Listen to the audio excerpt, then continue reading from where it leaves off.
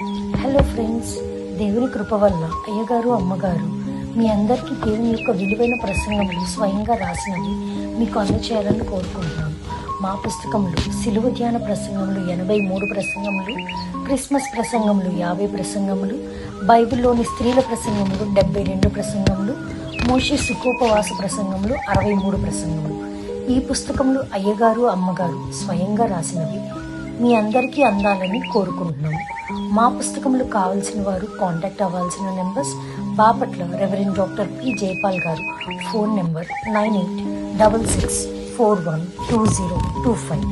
Guntur doctor P Prasad Rao గారు, phone number 9413685994 and 9705789407. మా పుస్తకంలో మీరు తీసుకొని చదివి ఆదరణ పొంది దేవుని మహిమపరచాలని కోరుకుంటున్నాము.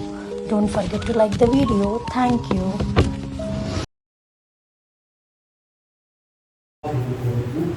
ఎవరి మటుకు వాళ్ళు ప్రార్థన చేసుకోవాలి. ఆయన నాకు వినుబుద్ధి పుట్టించండి అని ఎవరైతే ప్రార్థన చేసుకుంటారో వారికి మాత్రం వినుబుద్ధి పుట్టిస్తారు ప్రభు. తర్వాత హృదయంలో భద్రం చేసుకునేటువంటి ధన్యత ఇస్తాం. ప్రేమ మా తండ్రి, ఆయన పునరుద్ధాన దినము గొప్ప దినము. ఆయన ప్రపంచంలో ఆయన ఎవరు ఎప్పుడు ఎక్కడా చేయలేనటువంటి కార్యమును దేవుడి కనుక జరిగించారు. అటు గొప్ప పునరుద్ధాన దినము ప్రపంచమంతటా అన్ని దేశములలో అన్ని ప్రాంతములు అత్యధికులైన ప్రజలు ఆచరించుకుంటుండగా స్తుతించుచూ ఉండగా మీరే గొప్ప మహిమ ఘనత కీర్తి పొందుచున్నారు. ఇదిగో మమ్మల్ని ప్రేమించింది ఇచ్చినటువంటి ఈ మందిరంలో మేము నీ మాటలు వినబోచున్నాము. మాతో మాట్లాడు, వాక్యమై వేస్తున్నాము, నిన్ను వేడుకొని ప్రార్థించున్నాము. ఆమె కూర్చున్నాము. ఏ మాయను అపవాది యత్నాలు,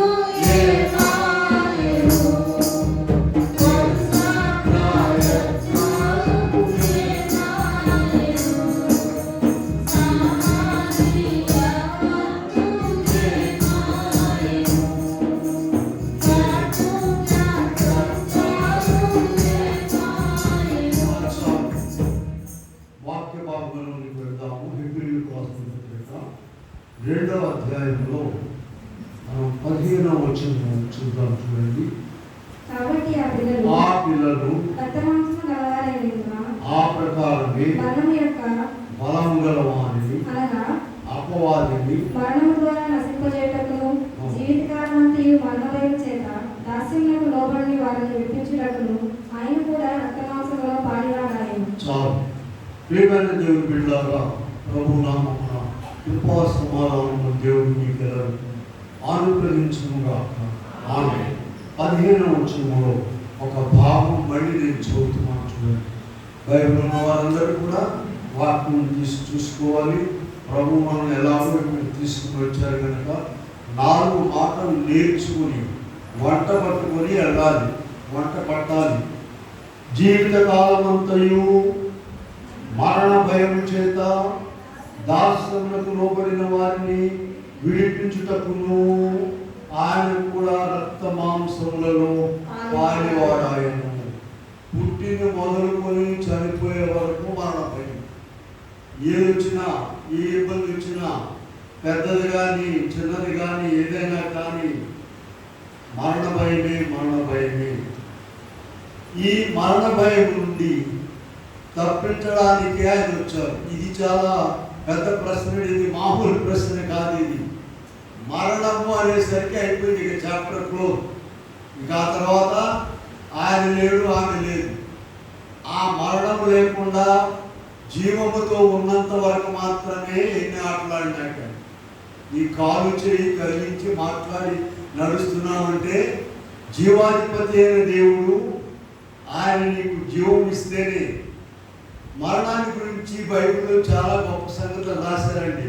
చూడండి, ప్రసంగి గ్రంథం 8వ అధ్యాయము 8వ వచనంలో ఏముంటుందంటే 8:8 గాలి విసరకుండా చేయుటకు గాలి మీద ఎవరికి అధికారం లేదు,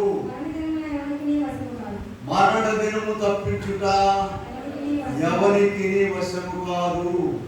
ఈ యుద్ధమందు వీళ్ళారా ఏంటి చెప్పండి, ఇది లాస్ట్ బ్యాటిల్. ఇది ఈ యుద్ధమందు విడుదల దొరకదు, ఎవరికి దొరకదు. కనుక అటువంటి యుద్ధంలో మనం పోరాడలేమని ప్రభువే వచ్చేసి మన పక్షముగా యుద్ధం చేసి, ఇందాక వాక్యం మర్చిపోవకండి, హెబ్రీ పత్రికలోని కంటలు పెట్టు, జీవిత కాలం అంతయు మరణ భయం చేత దాస్యమునకు లోనైన వారిని విడిపించుటకు అసలు వచ్చిన ఉద్దేశం కనబడు ముఖ్యమైన పాయింట్. కాకపోతే గత ఆలస్యంగా వస్తుంది కనుక బాణం లెక్క లేకుండా ఎవరు ఇష్టమొచ్చినట్టు వాడు తిరుగుతూ ఉన్నారు. అది రాగానే కుయ్యూరు అంటూ లేకుండా పోయి. కనుక ఇక్కడ మనం చూస్తే మొదటి రాజుల గ్రంథంలో కూడా 2:2 మొదటి రాజుల 2:2 దావీదు గారిని దేవుడు ఏర్పరచుకున్నాడు. నేను కోరుకున్నవాడు ఇతడే అని చెప్పి 40 సంవత్సరాలు ఆయన రాజుగా దేవుని ప్రజలు నేర్పించాడు. తర్వాత వాళ్ళ అబ్బాయిని 40 సంవత్సరాలు ఉంచాడు. దావీదు సింహాసనాన్ని స్థిరపరిచాడు. అయితే ఇక్కడ రాజుగారు ఒక మాట చెప్తున్నాడు చూడండి, లోకులందరూ నేను పోచున్నాను. ఇదేంటి, లోకులందరూ ఒక మార్గం ఏర్పాటు చేశాడు దేవుడు. ఆ మార్గములో అందరూ పోతున్నారయ్యా, నేను కూడా పోతున్నాను. ఆయన రాజ్యం ఏమైపోయింది, రాజరికం ఏమైపోయింది. యోగ గ్రంథంలోకి వెళ్ళండి, 30:23 చూద్దాం. యోగ గ్రంథంలో 30:23 చూస్తే మరణమునకు సర్వజీవుల సంకేత సమాజమునకు, మరణమునకు ఈ సర్వజీవుల సంకేత సమాజం ఉంటుందట. సమస్త జీవులకు, అందులో మనుషులు కూడా ఒకరే. అందుకని 16:22 ఈయన ఏమంటున్నాడంటే, యోగు గారు 16:22 ఏమంటున్నాడు చూడండి, కొద్ది సంవత్సరముల తరువాత తిరిగి రాని మార్గమున నేను వెళ్ళుచున్నాను. ఇక వచ్చే పని లేదు. ఇక కొద్ది సంవత్సరముల తర్వాత వీళ్ళారా పరిశుద్ధ గ్రంథమైనటువంటి గ్రంథం ఈ మాటలు ఎందుకు చెప్తుందంటే, నీ హృదయం కదిలించబడటానికి. మానవుల హృదయాలు ఇంతేరా మన బతికే ఉందరా అని అనుకోవడానికి ఇటువంటి వాక్యాలు ఎక్కడ ఏ గ్రంథంలో కూడా దొరకదు. ఒక్క మాట తల తిరిగిపోతుంది. అయితే సమస్యను అలా వదిలిపెట్టదు పరిశుద్ధ గ్రంథము. కీర్తన గ్రంథంలోకి వెళ్ళండి, 68:20 చూద్దాం. సమస్యను అలా వదిలిపెట్టదు మన చేతిలో ఉన్న గ్రంథము. దేవుడు మా పక్షమున పూర్ణ రక్షణ కలుగు చేయి దేవుడై ఉన్నాడు. పూర్ణ రక్షణ అంటే కొద్దిగా కాదండి, 20%, 80% కాదు. మా పక్షమున పూర్ణ రక్షణ కలుగు చేయి దేవుడై ఉన్నాడు. మరణము తప్పించుట ప్రభువైన యెహోవా వశం. ఎవరి వల్ల కాదండి అది. ఏదో నేను గొప్పని ఆయన ఈయన అనుకున్నారు, కానీ వాడికి మరణం వచ్చేసరికి అడ్రస్ లేకుండా పోయాడు. ఆయన సావు, ఆయన ఎవరు సావు వాడు చెప్తారంటారు చూస్తారా, అలాగూ వెళ్ళిపోయారు. కొట్టి కోతలు వేయండి. ఒక ఆయన 500 కేజీలు ఎత్తాడండి ఈ బరువు, ఒక ఆయన 1000 కేజీలు ఎత్తాడు. ఎవరు గొప్పవాడండి? ఆ ఇద్దరు చచ్చిపోయారు. ఎంతవరకు దేవుడిచ్చిన బలమును బట్టి. నిమ్రోదని ఉన్నాడు, పాత నిబంధనలు, ఆయన గొప్పవాడు. వీళ్ళరా ఇక ఆ మరణం తప్పించి ఆయనే శరీరధారిగా ఈ లోకానికి వచ్చారు. ఎందుకు వచ్చారా? మొదటి వాక్యం ఏంటి? జీవితకాలం అంతా ఇవ్వు. అందరూ చెప్పండి, మరణ భయం చేత దాస్యములకు లోనైన వారిని విడిపించుటకు ఆయన కూడా రక్త మాంసములలో ఆయనే వచ్చేసి. చూడండి, మత్తయి సువార్త 9:25 వచనంలో యాయీరు కుమార్తె చనిపోయి ఇంట్లో ఉన్నది. 9వ అధ్యాయము చదవనక్కర్లేదు 9:25లో యాయీరు కుమార్తె చనిపోయి ఇంట్లో ఉంటే ఆయన వెళ్ళి లేపారు. రెండవది లూకా సువార్త 7:14లో నాయీన్ అనేటువంటి గ్రామంలో ఒక విధవరాలు కుమారుడిని చనిపోతే తీసుకెళ్తూ ఉన్నారు. ప్రభుని ఎవరు పిల్లలు ఆహ్వానించారు. అక్కడికి ఆయన ఎదురొచ్చి ఆపడ్డాయా అని చెప్పేసి వాడిని ముట్టి లేపుకి పంపించాడు. ఇంట్లో చనిపోయినా లేపారు, బజార్లో చనిపోయినా లేపారు. మూడవది చూడండి, యోహాను సువార్త 14:43-44లో సమాధిలో ఉన్నాడు 4 రోజులు లాజరు బయటికి రమ్మనగానే ఆయన బయటకు వచ్చాడు. ఈ విషయాలు మనం నమ్మాలని దేవుడు మన చేతికి గ్రంథాన్ని ఇచ్చారు. లోకంలో ఎంతో మంది ఉండగా మనలను తీసుకొచ్చి ఇక్కడ కూర్చోబెట్టాడు, క్రైస్తవులుగా చేశారు. చూడండి, ప్రభు చివరిలో మత్తయి సువార్త చివరి అధ్యాయంలో మరి 18వ వచనంలో ఒక మాట చెప్తున్నారు. చూడండి, పరలోకమందును భూమి మీదను నాకు సర్వాధికారం ఇవ్వబడి ఉన్నది. వీళ్ళారా, నువ్వు నమ్ముతున్నావా? ప్రభు ఇది చేస్తారని నమ్ముతున్నావా? ఎన్నో ఉన్నాయి, రోగాలు ఉన్నాయి, సమస్యలు ఉన్నాయి, నొప్పులు ఉన్నాయి, ఎన్నో ఉన్నాయి. మరి అన్ని నిన్ను కాపాడుతున్నాడా దేవుడు? అసలు ఆయన కాపాడుతాడు అనుకుంటున్నాడా? ఆయన కూడా నీకు మాదిరి జ్వరం వచ్చింది అనుకుంటున్నావా? లేదా ఆయనకు మాదిరిగా అప్పులు ఎక్కువైంది అనుకుంటున్నావు నువ్వు కూడా? ఆయన ఇప్పుడు చూడండి, మత్తయి సువార్త 8:18లో నీ బైబిల్లో ఉన్న మాట నీవు నమ్మాలి. పరలోకమందును భూమి మీదను సర్వాధికారం ఇవ్వబడి ఉన్నది. పిల్లరా, మన ఆరాధనకు వాక్యం చదివాం. చూడండి, యోహాను సువార్త 5వ అధ్యాయంలో 25వ వచనం చూడండి. మళ్ళీ చదువు. 5:25లో మృతులు దేవుని కుమారుని ఇప్పుడే వచ్చి ఉన్నది, జీవితులని మీతో. ప్రియులారా, దేవుని స్వరం వినేటువంటి లక్షణం మీకు ఉండాలి. చాలా కూటాలకు వెళ్తున్నాము, చాలా వాక్యాలు వింటున్నాము. వింటున్నారా? ఇక్కడ ఉన్నారంతా? ఇక్కడే ఉండండి, బయటకే ఉంటుంది. మా కట్టేడే ఉంటుంది, మనుషులేమో సెంటర్కి పోయేస్తూ ఉంటుంది. అలా పోకుండా మా కట్టెతో పాటుగా దాన్ని కూడా అలా ఉంచండి. ఇక్కడే చూడండి, దేవుని కుమారుని శబ్దం వినేటువంటి గడియ వచ్చిందట. చూడండి, లాజరు బయటికి రమ్మను. లాజరుకు ఒక అలవాటు ఉందండి. ఏం అలవాటు చెప్పండి? ఆయన శబ్దం వినే అలవాటు. మరి మనకు ఒక అలవాటు ఉందండి. ఈ మాట్లాడుతున్నాడు, ఈ దేవుడు, ఆయన దేవుడు, ఈ ఎప్పుడు నుంచి వచ్చాడు, అసలు ఈ ఊళ్ళే ఈ దేవుడు అంటే అడుగుతాడు పక్కన. వాక్యం పక్కకు పోతుంది. ఈయనకి ఎంతమంది పిల్లలండి? వాక్యం పక్కకు పోతుంది. సాతాను కమ్ముకొని ఆయన మాట్లాడుతున్నాడు, ఈయన నిల్చున్నారంటే ఒకరు ప్రభు ఏర్పాటును బట్టి నిలబడతారు. మర్చిపోవద్దండి, ఎవరైనా సరే, ఎక్కడైనా సరే. మరి దేవుడు చాలా మంది ఉన్నారు. దేవుడు నాతో ఇవాళ మాట్లాడేది అనేవారు ఉన్నారు, చాలా మంది తెలుసా? ఇదేమో నాతో మాట్లాడాడు దేవుడు. కనుక ఆ లోకంలో ఉన్న పద్ధతులన్నీ తీసివేసి దేవుని మాటలు ఇక్కడ చెప్తున్నారు, దేవుని వాక్యం దేవుడు నిలబెట్టుకుని చెప్తున్నారు అనేటువంటి ఆలోచన ఉండాలి. అప్పుడు ఆ శబ్దం నిన్ను ఎక్కడ తెచ్చిపోయినా బ్రతికిస్తుంది. కనుక ఇక్కడ మనం చూసినట్లయితే మనం ఇందులో చదివిన యోహాను సువార్త 5:25లో మృతులు దేవుని కుమారుని తండ్రి ఎలాగో తనంతట తానే అలాగే ప్రియులారా, యేసుక్రీస్తు గ్రంథంలో కూడా మనం చూసాం. చూడండి, పాత నిబంధనలో కూడా చక్కని మాటలు రాయబడి ఉన్నాయి. ప్రభు చెప్తున్నాడు, నా ప్రజలారా నేను సమాధులను తెరచి బయటికి రప్పించగా నేను యెహోవా. ఈ మాట ఎవరైనా చెప్పగలరండి? సమాధిలో కొడుకున్నాయని ఎందుకు చెప్తాడండి? ఈ ఆయన మాట్లాడి కోతలు కోసినా ఆయన చావు వచ్చేవాడు సమాధిలో. ఆయనే లేవలేడు, ఇంకొకరిని ఎవరు లేపుతాడండి? ఆయన ఎవరి వల్ల కాదు.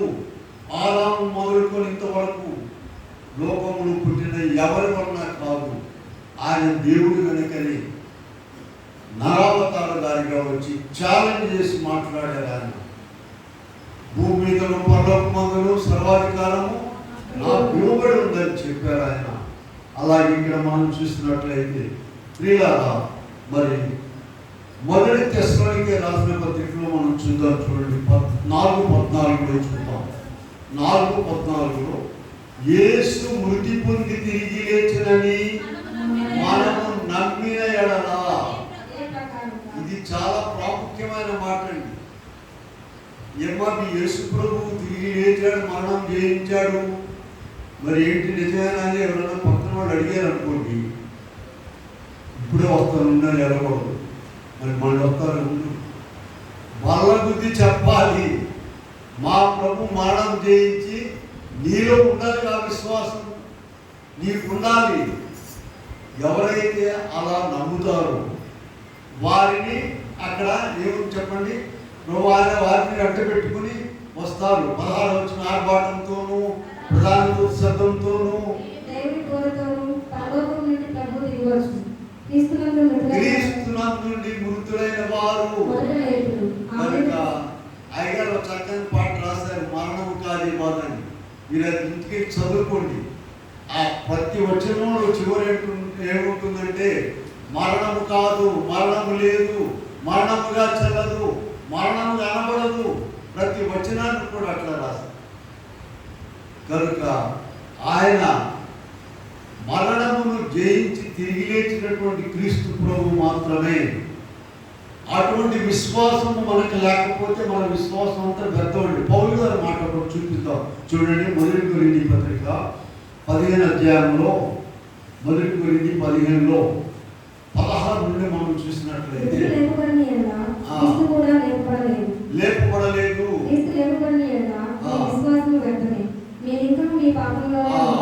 క్రీస్తు లేపబడి ఉండలేడలా మీ విశ్వాసం వ్యర్థమే, మేము చేసేటువంటి ప్రకటనలు కూడా వ్యర్థమే. కనుక ప్రియులారా, ఇక్కడ మనం చూసినట్లయితే ఒక ముఖ్యమైన వాక్యం మీకు చూపిస్తాము. జాగ్రత్త గట్టిగా పట్టుకుంటాను, మూట కట్టుకుంటాను. 15 అధ్యాయంలో ఉన్నారు కదా, 1 కొరింథీ 15 19వ వచనం చూడండి. చాలా చాలా ఇంపార్టెంట్. ఈ జీవితకాలం మట్టుకే మనం క్రీస్తునందు నిరీక్షించువారమై ఉండేలా మనుషులందరికంటే దౌర్భాగ్యమైంది. ఎంత గొప్పవాడో చూడండి. 10 రోజులు ఆలోచిస్తే కానీ ఈ వాక్యం అర్థం కాదు. ఈ జీవితకాలం మట్టుకే ఆ రోగం వచ్చింది, అబ్బాయి పెళ్లి కావాలి, అమ్మాయి పెళ్లి కావాలి, అబ్బాయికి ఉద్యోగం కావాలి, పరీక్ష పాస్ అవ్వాలి. ఏంటంటే ఈ జీవిత కాలానికి సంబంధించినవి. వీటి కొరకే నీ జీవితం అంతా కూడా ఆలోచించినట్లయితే ఏముందంటే చదవండి, మనుషులందరికంటే. అంటే అసలైన విషయం ఏదో ఇంకొకటి ఉందన్నమాట. అసలైన విషయము ఏదో ఇంకొకటి ఉన్నది. ఆ విషయాన్ని గుర్తించడానికే మరి మనము జాగ్రత్తగా పరిశీలించాలని, అసలైన విషయాలు అన్ని విషయాలు పక్కన పెట్టి ఎవరైనా ఇటు వచ్చి నిలబడ్డారనుకోండి, ఇటు ఉండి అందరి కళ్ళు కనపడుతుంది. ఆయన ఎవరో ఆయన పోలేదు, ఈయన పోలేదు, వాక్యం పోలేదు. అలాగే మనం చూసినట్లయితే చూడండి, ఇక్కడ 15వ అధ్యాయం ఉన్నాం కదా, 21వ వచనం. ఒక మనుష్యుని ద్వారా మరణం వచ్చెను. చూసారా, ఒక మనుష్యుని ద్వారా. ఏ మనుష్యుని ద్వారా? ఆదాము ద్వారా వచ్చింది. కనుక ఇప్పుడు 2వ ఆదాముగా ప్రభు చేశారు. 22వ వచనం చూడండి. ఆదామునందు అందరూ ఎలాగూ మృతి పొందుచున్నారు, క్రీస్తునందు అందరూ బ్రతికింపబడు. ప్రియులారా, దయచేసి గమనించండి, వాక్యంలో ఉన్న విషయాన్ని మనం జాగ్రత్త. క్రీస్తునందున్న అందరూ. క్రీస్తునందు లేకపోతే చెప్పండి, వాక్యంలో ఉన్నది చెప్పండి. ప్రియులారా, అటువంటి పప్పులేవి ఉడకవు. ప్రతి ఒక్కరూ క్రీస్తు ప్రభువులోనికి రావాలి, వచ్చున్నారు. ప్రపంచ జనాభాలో అత్యధికులు క్రైస్తవులుగా ఉన్నారు, మర్చిపోవాలి. కనుక ఇక్కడ 22వ వచనంలో ఆదాము ద్వారా పాపం వచ్చింది. మనకు రోమాపత్రిక 3:23 తెలుసు కదా. అందరూ పాపం చేసి దేవుడిని గురించి మహిమను పొందలేకపోతున్నారు. 6:23 చూడండి. 6:23 పాపము వలన వచ్చు జీతము మరణము, అయితే అది చూడండి, అయితే దేవుని కృపావరము మీ బైబిల్లో చూడండి. దేవుని కృపావరం ప్రభువైన క్రీస్తు యేసునందు నిత్య జీవం. ఇంకెక్కడా లేదండి, యేసు ప్రభువులో మాత్రం. కనుకనే ఇక్కడ మనం ఎహెజ్కేలు కూడా 37:13-14 చూసాము. మీరు బ్రతుకున్నట్లు నా ఆత్మను ఉంచుతానున్నారు. ఒకటేమో ఇందాక ఏం చెప్తున్నాము, విశ్వాసం ఉండాలి నీకు, ఆయన తిరిగి లేచాడనేది. రెండవది రోమాపత్రికలో పెడదాం చూడండి. 8వ అధ్యాయంలో 11వ వచనం చూద్దాం.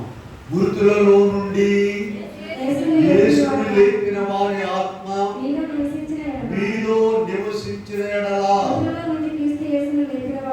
చావునకు లోనైన తన ఆత్మ ద్వారా చూడండి, మృతులలో నుండి యేసును లేపిన వారి ఆత్మ మీలో నివసించిన ఎడల, ఆ ఆత్మ కొరకు మనం ప్రార్థన చేస్తున్నాం. దావీదు గారు అనేక ప్రార్థనలు నేర్పించారు. వాటిలో ఏంటంటే, నీ పరిశుద్ధ స్థలం నుండి నన్ను త్రోసివేయకము, నీ పరిశుద్ధాత్మను నా యొక్క నుండి తీసివేయకము. ఎందుకని తీసివేయడం? ఆయన మన పరిస్థితులు, మన సమస్యలు, మన ప్రవర్తన, వాటిని నుండి బయట తోలివేసే పద్ధతి వస్తుంది. అందుకని అది రాకముందే ఆయన ప్రార్థన చేస్తుంది.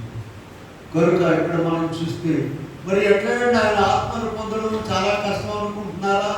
లేదు. యోవేలు గ్రంథంలోకి వెళ్ళండి ఒక మాట. యోవేలు గ్రంథంలో ఎంత ఉదారమైన మాట రాశారో. 2:28 2వ అధ్యాయము 28వ వచనం చూడండి.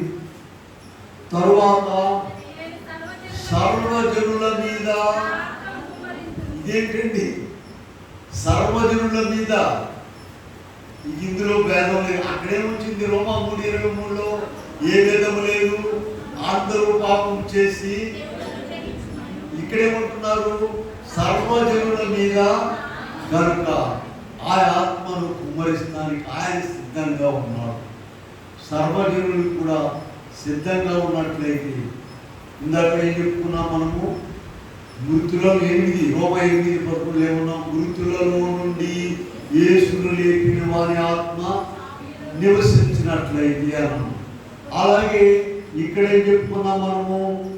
మొదటి దశలోకి రాసు 4:14 ఏం చెప్పుకున్నామంటే, యేసు మృతి పొంది తిరిగి లేచనని మనం నమ్మిన ఎడల.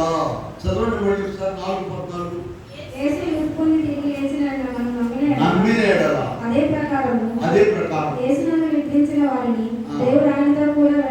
దేవుడు ఆయనతో కూడా వెంటబెట్టుకోవచ్చు. ఇవన్నీ సమాజం దగ్గర మాట్లాడే మాటలు కాదండి, మామూలుగానే మాట్లాడుకునే మాటలు. వీళ్ళ ఆయన నేచర్ అనేది ముందు నమ్మాలి మనము. రెండవది, ఆయన ఆత్మ కొరకు మనము ఎప్పుడు కూడా ప్రార్థన చేసుకోవాలి. అలా ప్రార్థన చేసుకున్నట్లయితే, ఇదిగో ఇక్కడ యోవేలు 2:20 ప్రార్థన చేసుకోవాలి. మా అందరం ఏమని? అయ్యా యోవేలు 2:28లో సర్వజనుల మీద నా ఆత్మను కుమ్మరిస్తానన్నావు కదా, సర్వజనుల్లో నేను కూడా ఉన్నాను కదా, నీ ఆత్మ నా మీద కుమ్మరించు. ఎంత మంచి ప్రార్థన! అలా ప్రార్థన చేసుకోవాలి.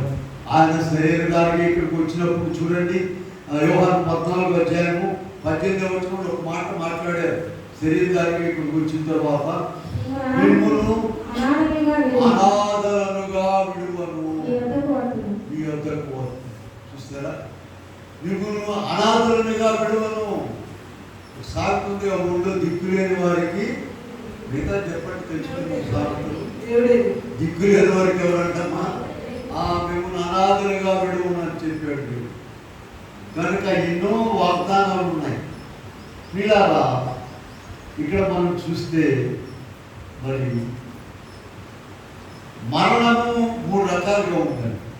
మరణం ఒకటి ఏంటంటే శరీర మరణము.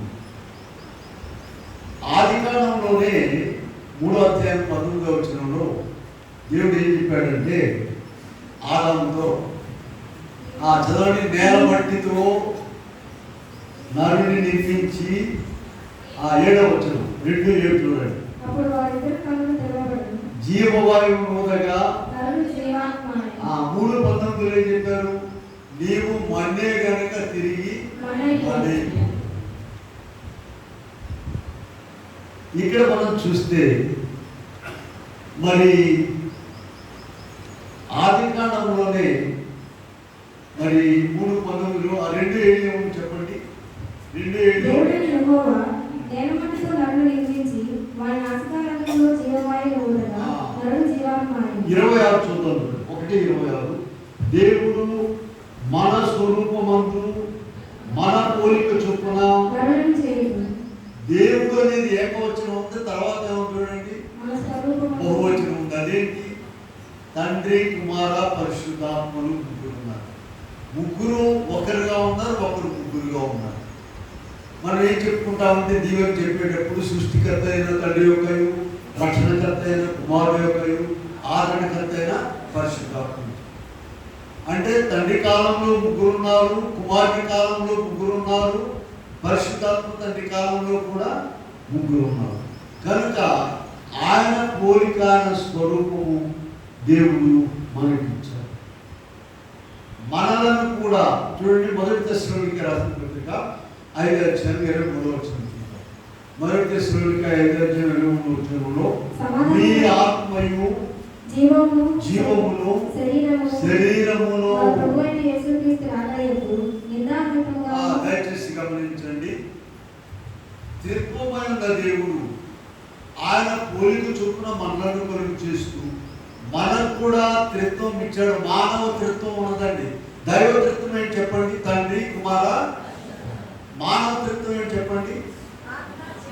ఇందులో 1 తెస్సలోనికై రాసిన పత్రిక 2వ అధ్యాయం ఉంది కదా, శరీరము, ప్రాణము, ఆత్మ. చూడండి, సర్వజీవరాశులకు శరీరం ఉన్నది, ప్రాణం ఉన్నది, కానీ ఆత్మ లేదు. సర్వజీవరాశులకు ఏమో చెప్పండి? అన్ని జీవరాశులకు మనకు కనబడే వాటికి శరీరం ఉన్నది, ప్రాణం ఉన్నది, ఆత్మ లేదు. ఈ ఆత్మ ఆయన చెందాలి. చదివి చూసారా? నేల మట్టితో నరుని నిర్మించి, అది ఎక్కడ చదవండి? ఆయన జీవవాయువు ఊదగా నరుడు జీవాత్మాయను. సామెతలోకి వెళ్ళండి ఒకసారి, ఇంకా క్లియర్గా కనబడు. 20వ అధ్యాయంలో 27వ వచనం చూడండి. సామెతలు 20వ అధ్యాయం 27వ వచనం.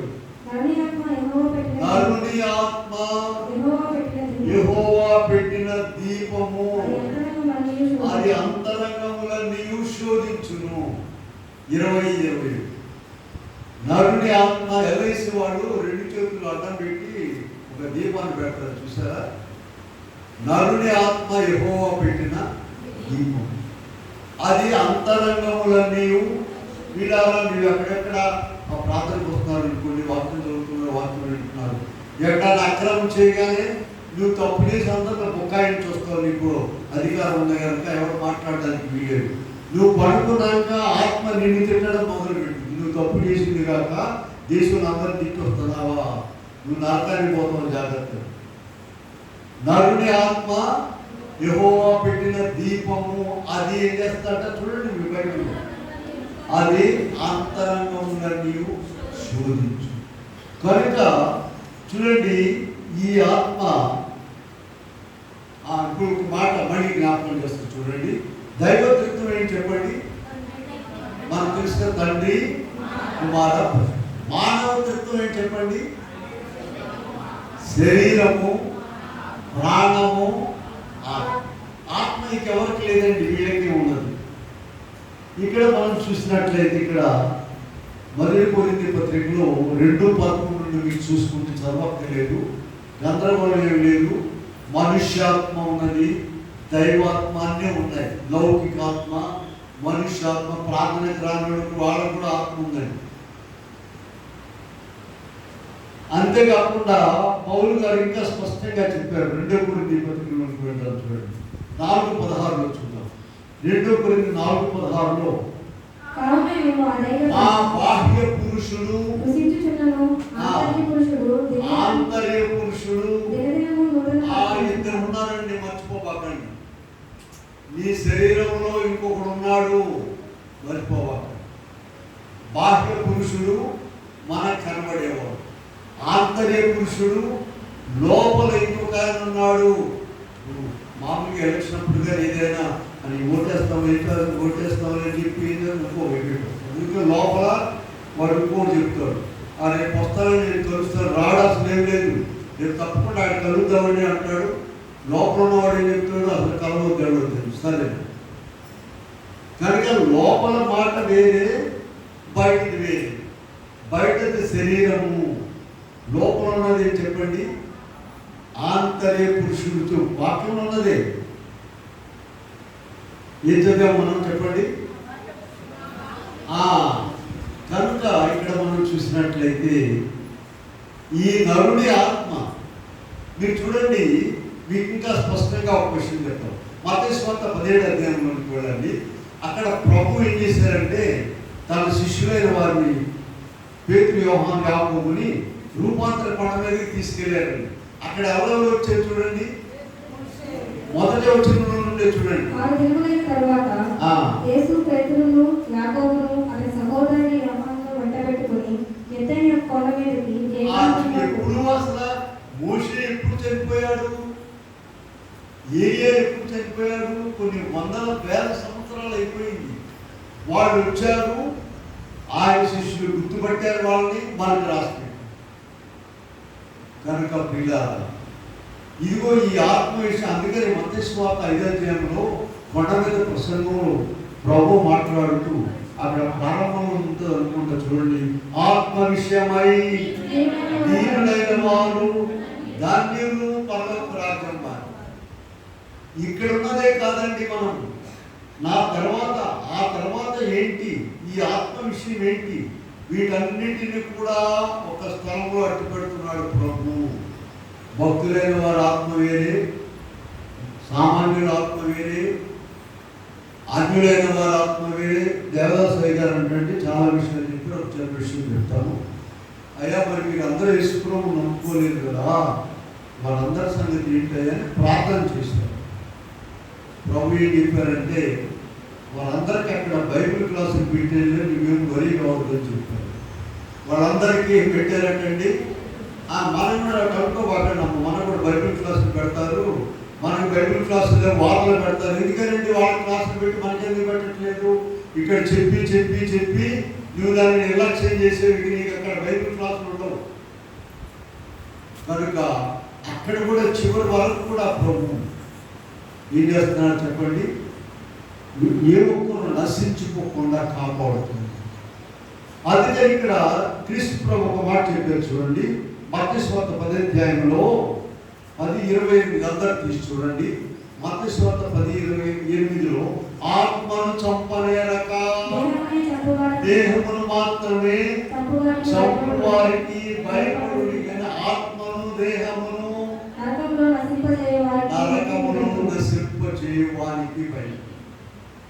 చూడండి, ఈ వ్యాధులు, బాధలు, రోగాలు, రొప్పులు, వయసు, ఇంకేమైనా సమస్యలు, ఇవన్నీ కూడా శరీరాన్నే చంపుతాయి కానీ ఆత్మను చంపనేరవు. ఈ ఆత్మను తీసుకెళ్లి భద్రంగా దేవుడు ఒక స్థలంలో తీర్పు దినం వరకు అట్టి పెడతారు. అక్కడ తీర్పు దినమున అవి బయటకు వస్తాయి.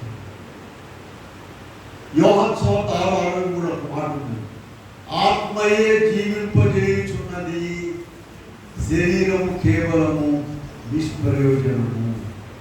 ఆ ఆత్మ పిల్లారా, దేవుడు పెట్టిన ఆత్మ ద్వారానే మనం జీవిస్తున్నాం. మనం ఏమనుకుంటున్నాం అంటే మంచి ఆహారం తీసుకుంటూ అందువల్ల జీవిస్తున్నాం అనుకుంటున్నాం. అలా ఈ మరణం రాగానే ప్రసంగి 12 వెళ్ళండి. అక్కడ ఏముంటుందంటే మన్నైనది వెనుకట్టువలనే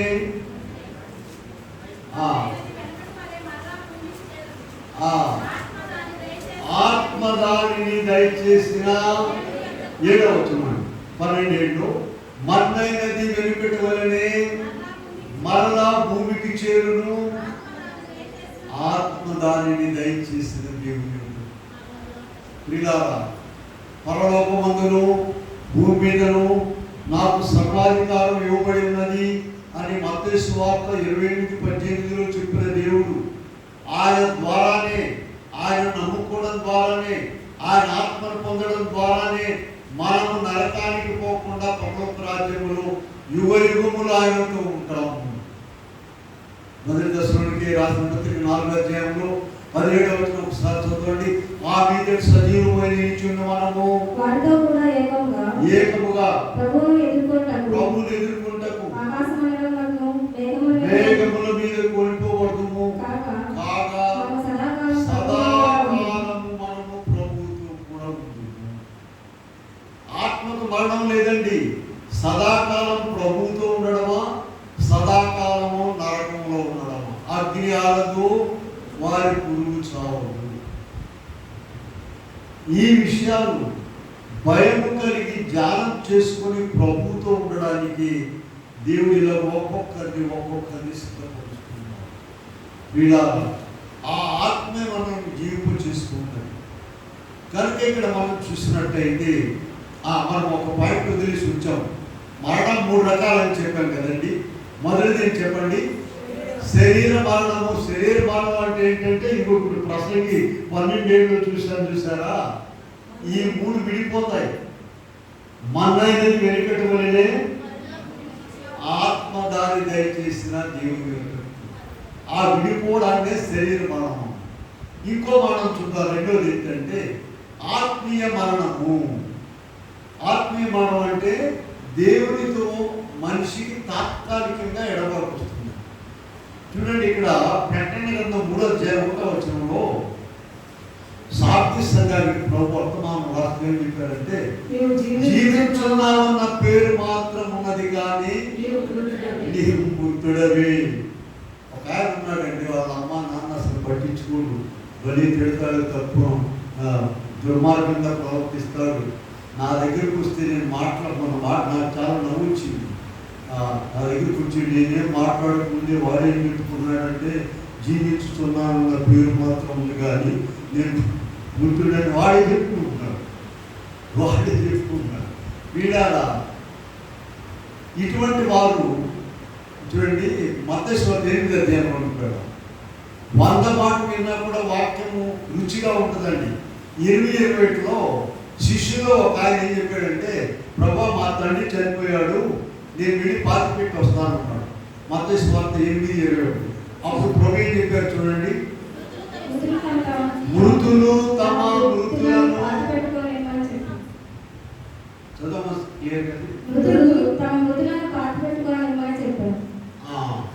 నీవు నన్ను వెంబడించు. ఇదేంటండి, చనిపోయిన వారట అంటే ఆ ఊళ్ళో కొంతమంది చనిపోయిన వారు ఉన్నారు.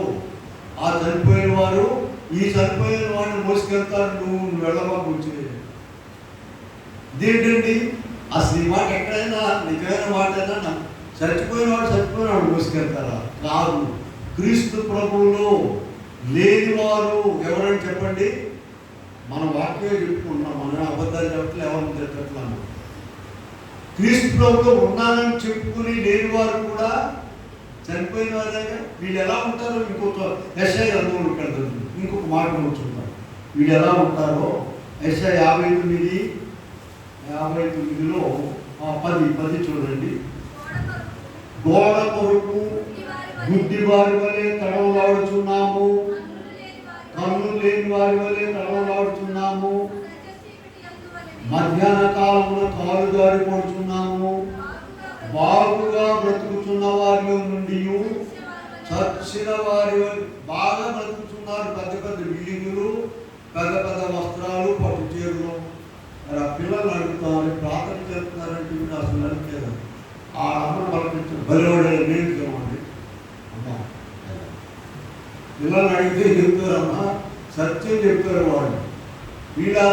వీళ్ళందరూ కూడా దేవుని కృపను బట్టి బాగుగా చూడండి, ఈ వాక్యంలో బాగుగా బ్రతుకుతున్న వారిలో ఉండి చచ్చిన వారి వల్ల ప్రభువులు లేని వారు. కనుక ఇప్పుడు 2, 3 అని చెప్పాం కదండి. మొదటిది ఏం చెప్పండి? శరీర మరణము. రెండోది ఏంటి? ఆత్మీయ మరణం. అంటే తాత్కాలికంగా ప్రభు ఇంకా అవకాశం ఇస్తుంటారు. బ్రతికిన వారిగా కావాలంటే ఏం చేయాలమ్మా? రోజు బాగా తినాలి, పళ్ళారు బాగా తాగాలి, నీళ్ళు ఎక్కువ తాగమని చెప్తున్నారు. సూత్రాలు ఎక్కువైపోయినాయి దాంట్లో. ఊపి రాడనటువంటి వైద్యాలు, ఊపి రావడం 10% కూడా అయిపోయాడు.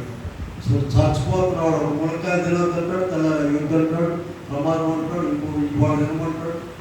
ఎక్కువైపోయింది బతకడానికి. వీళ్ళలా మరి ఆరోగ్యంగా ఉండడానికి ఏం చేయాలి? ప్రతిదినము వాక్యాహారం భుజించాలి. ప్రతిదినం కూడా ప్రార్థన ద్వారా. నేను చాలాసార్లు చెప్పాను కదా, మరి ఒకసారి చెప్పాను. ఇది కొత్త ఉన్నారు కదా. ప్రభుత్వ సహవాసం అంటే ఏం చేయాలండి? వాక్యం చదువుతనగా దేవుడు మనతో మాట్లాడుట, ప్రార్థన చేయటనగా మనము ప్రభుత్వం. ఇప్పుడు ఈ ఫ్రెండ్స్ కనపడంగానే ఎలాంటి చెవు కూసిన అట్లాగా ముసలి స్నేహితులు ఉంటారు, కుర్రోడు స్నేహితులు ఉంటారు. వాగి కానీ ఈ మాకు కానీ ఆ మొదలు పెట్టింది వాగడానికి. ఇది ఎంతవరకు మాట్లాడుతూనే ఉంటారు కొత్త విషయాలు. ఈ చెప్పే లోపల ఇంకొకటి సిద్ధపరుచుకుంటున్నారు. లోపల ఏం చెప్తామని కౌంటర్. వీళ్ళారా ప్రభువుతో సహవాసం చేయడానికి అన్ని ప్రతి ఆత్మలు నేను చెప్పేది. ప్రతి విషయము లోకంలో ఉన్న వారితో చెప్పడం మానేసి ఏం చేయాలి? ప్రభువుతో చెప్పుకోవడానికి అలవాటు చేసుకోవాలి. ఎవరండి? యవనస్తులకు చాలా ఆలోచనలు ఉంటాయి కదా, నీకు ఉద్యోగం అయినా మరి ఎవరు చెప్పాలి? ఇవి మా మమ్మీ బాగా ప్రార్థన చేయండి, ఇవి వెళ్ళిపోతే సరిపోతాయి. ఎవరి మటుకు వారు ప్రార్థన చూసుకోవాలి. సరే, మన వాక్యంలో ప్రార్థన చూడండి. మూడవది శాశ్వత కాల మరణం. మొదటి మరణం ఏంటి చెప్పండి? అసలు మొదటి మరణం మంచిదండి. అది ఎంతకాలం ఉంటావు ఇక్కడ? ప్రభు దగ్గరకు పోవడం. మొదటిది శరీర మరణము, రెండవది ఆత్మీయ మరణము, మూడవది చూడండి ప్రకటన గ్రంథంలో చూడండి 21:8 అగ్ని గంధకములను మండుగుండములో ఎవరు పడవేయబడేది ఎవరో చూడండి. అక్కడ పిరికివారు, అవిశ్వాసులు, వ్యభిచారులను, మాంత్రికులను, విగ్రహారాధకులను, అబద్ధికులందరూ అగ్ని గంధములతో మండుగుండములో. ఇది రెండవ మరణము. వీళ్ళ జాగ్రత్తగా వినండి. 2 జన్మలు ఉన్నటువంటి వారికి ఒకే మరణము. 2 జన్మలు ఏంటండి? తల్లి గర్భములో నుండి పుట్టుట మొదటి జన్మ. రెండవది ప్రభు నికోదేముతో చెప్పాడు, ఒక నీటి మూలంగాను ఆత్మూలంగా జన్మిస్తేనే కానీ పరలోక రాజ్యంలో చేరడని. కనుక ఈ 2 జన్మలు ఒక మరణము. ఒకే జన్మ ఉన్న వారికి 2 మరణాలు ఉన్నాయి. వీళ్ళారా ఒకే జన్మ అంటే తల్లి గర్భంలో నుండే వచ్చారు. వారికి నీటి మూలంగా ఆత్మ మూలంగా జన్మ లేదు. వీరికి 2 మరణాలు ఉన్నాయి. ఒకటేమో ఆత్మీయ మరణం, రెండోదేమో ఇదిగో ప్రకటన గ్రంథం 21:8 చెప్పబడినటువంటి అగ్ని గంధకములతో మండుగుండములో పడవేయబడుతుంది. ఇది రెండవ మరణము. కనుక వీటిని తప్పించుకోవడానికి ప్రభు ఇక్కడ పిల్లరా ఈ లోకంలో మన జీవితకాలం అంతా కూడా ఇది ఒక రిహార్సల్ అండి, డ్రామా. అసలు డ్రామా అక్కడ ఉందండి. మీరు పూర్వకాలంలో ఇప్పుడు ఉన్నాయో లేదు తెలియదు అంటే పూర్వకాలంలో ట్రయల్ పార్ట్ అని చేసేవారు తెలుసండి. ఆ ఊరి నుంచి 2 మైళ్ళు పరిగెత్తుకెళ్తుండేవాడు. మొదలు పెట్టారు అంటే లేదు ట్రయల్ పార్ట్ లేదు, ముందు ట్రయల్ పార్ట్ వేస్తారంట, ఆ తర్వాత అసలు పార్ట్ వేస్తారు. చూడండి ఇక్కడ మనం జీవించేదంతా కూడా ఈ రిహార్సల్ మాత్రమే. అసలు డ్రామా ఎక్కడుందమ్మా చెప్పండి? పరలోకంలోకి వెళ్ళిన తర్వాత అసలు ఆయన చెప్పాలి.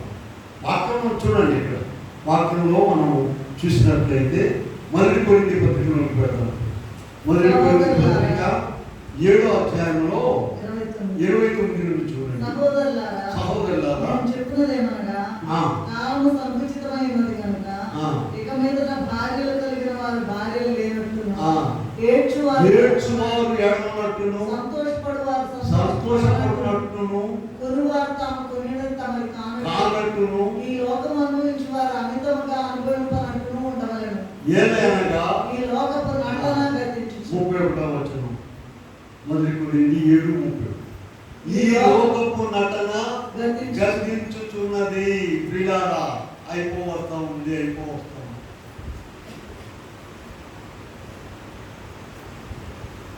అయినప్పుడు మనము ఈ నటనలో మరి కొంతమంది ఓవర్ యాక్షన్ చేస్తుంటారు. ఓవర్ యాక్షన్ చేయకుండా అండర్ యాక్షన్ చేయదు. ఓవర్ యాక్షన్ అంటే అబ్బో ప్రేమ కాలిపోతాం, ఉంటుంది ప్రేమ లేదు, దోమ లేదు, ఓవర్ యాక్షన్ అది అంటారు. అందుకని ప్రభు ఏం చెప్తున్నాడంటే ఓవర్ యాక్షన్ వద్దు, అండర్ యాక్షన్ వద్దు, అవసరమైనంత వరకే యాక్షన్ చేయి. అక్కడ ఆలోచించుకో, అసలు డ్రామాకు సిద్ధపడు. మేము ప్రతి క్రిస్మస్కి డ్రామాలు ఇస్తామండి. ఇప్పుడు ఏ రోజు చేస్తాడు, తెల్లారి వాడు మేకప్ చూసుకుని పారపూజలు వేసుకుని వెళ్తుంటాడు. ఏ రోజు పారపని రాత్రి వీడు చెప్పండి, రాత్రి ఏ రోజు రాదు, తెల్లారేమో ఇద్దరు ఎంత అక్కడ పని కంటే పారపూజలు ఉంటున్నారు. వీళ్ళారా ఇక్కడ ఓవర్ యాక్షన్ పనికిరాదు. ఓవర్ యాక్షన్ ఎప్పుడు చేస్తారమ్మా? మేము ఇచ్చుకున్నట్టు బడాయి కనబడుతున్నాం, అది అంతా ముట్టి మాట. అందుకనే దేవుడు ఏం చెప్పాడు, ఓవర్ యాక్షన్ వద్దు, ఇంకోటి ఏంటమ్మా అండర్ యాక్షన్ వద్దు, అవసరమైనంత వరకే యాక్షన్. తల్లిగా, తండ్రిగా, కుమారుడుగా, మరి డాడీగా, ఇంకెవరైనా కనుక అలా చేయలేకపోయినట్లయితే ఇవన్నీ కూడా పిల్లల చివరికి ఏమైందంటే, అందుకని ఇక్కడ మనం ఒక మాట చదివాను తెలుసా మీకు? ఈ జీవితకాలం మట్టికే మొదటి 15 అధ్యాయంలో చదివాం. మళ్ళీ చెప్పండి అన్నమాట. ఈ జీవితకాలం మట్టికే మనము క్రీస్తు యేసునందు నిరీక్షించు వారమై ఉన్నాయడలా మనుషులందరికంటే దౌర్భాగ్యమై ఉండము. మన జీవిత దినాలన్నీ కూడా లెక్క కట్టున్నాయండి. 139 కీర్తనలోకి వెళ్ళండి, అక్కడ ఉన్నది కదా 139 16 ఏముంటుందంటే, నియమింపబడిన దినములలో ఒకటి అయినను కాక మునిపే. ఒక్కటైనా కాకముందే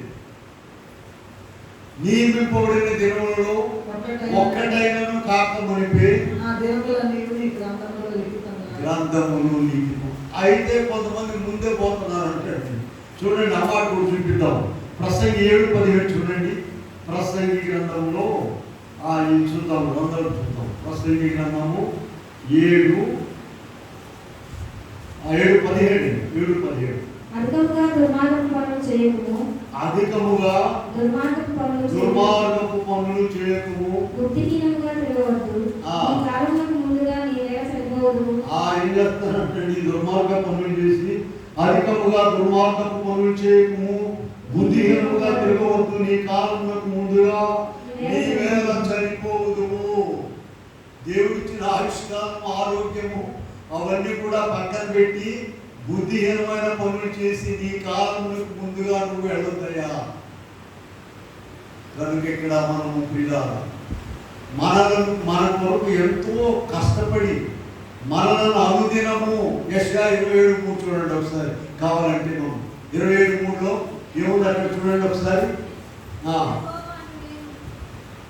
ప్రతి నిమిషము నీరు కట్టుచున్నాను, ఎవరును దాని మీదికి రాకుండా ఆ విషయాన్ని జ్ఞాపకం చేసుకోవాలనే దేవుడు మనల్ని ఏర్పరచుకున్నాడు.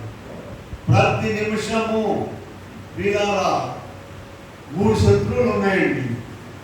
మనిషికి 3 శత్రువులు ఏంటి చెప్పండి? మొదటి శత్రువు మన శరీరం. నువ్వు వట్టి శరీరం అనుకోక, అప్పుడు దేశం శరీరం అట్లా కాదు. మన శరీరము మొదటి శత్రువు. రెండోది ఆ 2-3 ఏదైనా చేసుకోండి, సాతాను లోపం. ఈ శరీరం ఏం చేస్తుందంటే, ఇవాళ ఆదివారం కదా ప్రార్థన ఎవరు వెళ్ళాలి అని. సినిమా మొదలు పెట్టేవారికి అంతా తెలుసు, మీరు రూపుకుంటా చమకలు మొదలు నుంచి చూడాలని అట్లా ప్రార్థనకి వెళ్ళాలి.